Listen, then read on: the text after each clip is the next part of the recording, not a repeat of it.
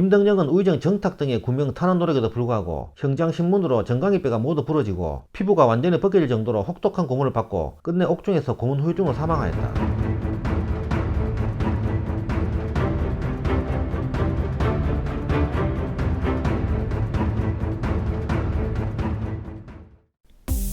임진왜란 의병장 충장공 김덕령 편입니다.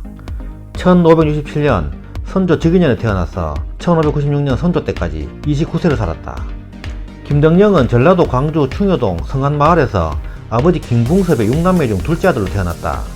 20세에 형 덕홍과 함께 작은할아버지 김윤재와 성훈의 문화에서 성리학을 수학하였다. 작은할아버지 김윤재의 외손녀 사위가 송강정설이라 그와도 교류를 한다. 별칭은 신장으로 이는 임진왜란 때 얻은 별명이었다. 김덕령은 어려서부터 무등산에 올라가 말타기와 칼쓰기 등 무예를 익혔다. 김덕령은 워낙 무력이 출중하여 14살 때 마을에 나타난 호랑이를 맨손으로 때려잡았으며 이후 총 3마리의 호랑이를 맨손으로 잡았다고 한다. 25세인 1592년 4월 임진왜란이 일어나자 형 김덕홍과 함께 의병을 일으켜 고경명을 찾아가 그의 막하에서 전라도 경내로 침입하는 왜적을 물리치기 위해 전주에 이르렀다. 이때 돌아가서 병석에 누운 어머니를 복양하라는 형의 권고에 따라 귀양하였다.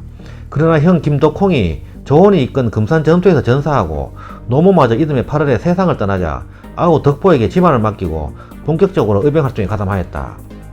26세인 1593년 어머니의 상중에 담양북사 이경링, 장성현감 이기 등의 건주로 담양에서 의병을 일으켜 그 세력이 크게 떨치자 그들의 추천으로 선조로부터 표창을 받고 형조 자랑의 직함과 함께 충용장의 군호를 받았다.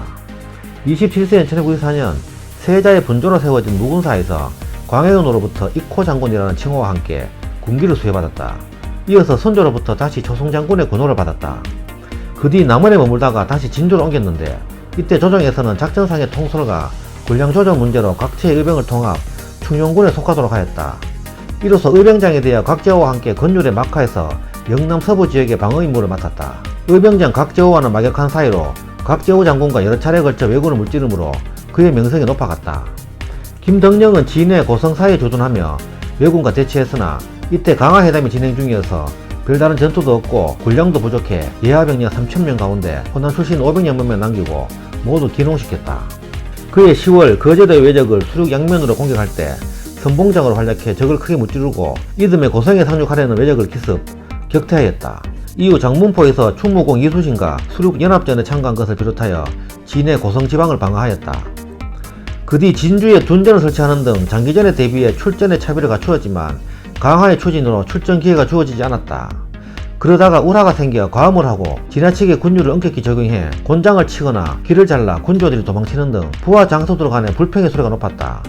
그러다 조정에서도 실망한 나머지 그에 대한 논의가 빈번히 제기되었다. 조경남의 난중 잠록에서는 김덕령이 함부로 사람을 죽이고 다녔다고 비판하고 있다. 29세인 1916년 1월에 김덕령은 2건의 옥사를 일으켜 사헌부로부터 탄핵을 받는다. 한 번은 첩보 전달을 지체했다는 이유로 역졸 1명을 매료쳐서 죽였고 한 번은 도제찰사 윤군수의 종이 탈행하여 그 행방을 캐기 위해 종의 아비를 잡아들였는데 마침 남방에 내려와 있던 윤군수는 김덕령을 직접 만나 석방을 요청했다. 김덕령은 이를 승낙했으나 윤군수가 돌아가자마자 매를 쳐서 그를 죽여버렸다. 이로 인해 사태가 커져 김덕령은 체포되고 대가는 김덕령을 추국할 것을 청했다. 그러나 선조는 왜적이 물러가지 않은 상황에서 장소가 필요하다는 이유로 방면하고 전마까지 내려주었다.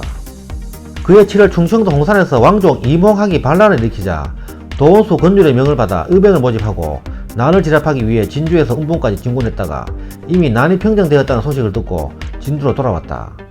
당시 이몽학의 반군들은 사람을 모으기 위해 김덕령, 홍계남, 각제호, 고원백 등이 장수를 합류하고 병조판서 이덕형이 중앙에서 호응할 것이라고 선전했고 난이 진압된 후 사로잡힌 반군순의 한현, 유규, 이엽 등은 공통적으로 김덕령이 모의했다는 진술을 내놓았다.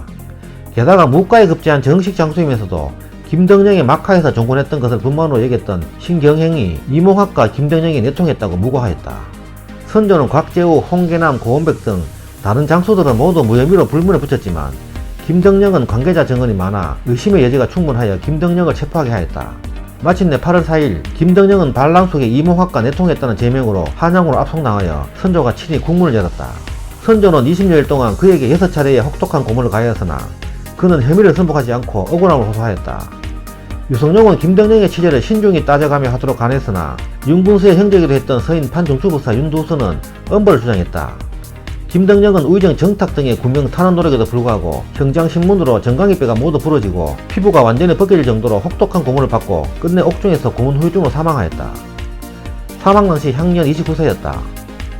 김덕령은 끝까지 제가 의সম을 호소하였으나 받아들여지지 않았고 죽기 직전 김덕령은 춘산곡이라는 시조를 지어 자신의 마음을 표현하였다. 춘산에 불이 나니 못다 핀 꽃 다 붙는다. 저 매 저 불은 끌 물이나 있거니와 이 몸에 내 없는 불이 나니 끌 물 없어 하노라. 김덕령은 옥사 65년 후인 1661년에 그 억울함이 밝혀져 관장에 복구되었고 1681년에 병조판소로 추정되고 충장공의 치호가 내려졌다. 1788년 다시 의정부 자참찬에 추정되었다. 광주광역시 번화가인 충장로의 명칭은 김덕령의 시호에서 따왔으며 한국군 제31보병사단의 이름 충장부대도 그의 시호에서 따왔다. 광주광역시에는 그를 기리기 위한 치가정이라는 정자가 있으며 그의 애국청지를 기리기 위해 1975년 무등산에 충장사라는 사당을 지었다. 김덕령은 신원되고 난 뒤에도 역적지로 인해 문중의 무덤이 모여있는 곳에서 멀리 떨어져 묻혀 있었는데 1965년에야 광산 김씨의 무덤이 모여있는 광주 무등산 이치로 묘가 옮겨지게 되었다.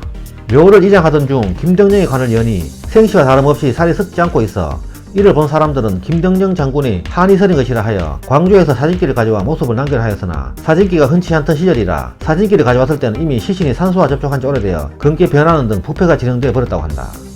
결국 광산 김씨 문중에서 화장 처리에 이장하고 김덕령이 입고 있던 갑옷 등은 그대로 보존되어 있어 현재 광주 무등산에 있는 충장사에 전시되고 있다. 부인 흥량이 씨는 정묘재난 때 담양 추월산에서 일본군에게 쫓기다 절벽으로 몸을 던져 정절을 지켰다. 추월산 보리암 입구에 가면 흥량이 씨 순절비가 있다. 아들 김강옥은 전라북도 익산군 용안면에 숨어 살며 본관을 용안으로 바꾸고 신분을 감추며 살다가 외삼촌인 이인경의 부인인 평안북도 안주군 웅동면으로 이주하여 후손을 이어간다. 김덕령은 처우가 작지만 날래고 미첩하였으며 매우 용맹하고 무력이 출중하여 왜군은 김덕령이 있는 곳에는 얼씬도 못했다고 하며 그의 용력에 대한 전설적인 이야기가 많다.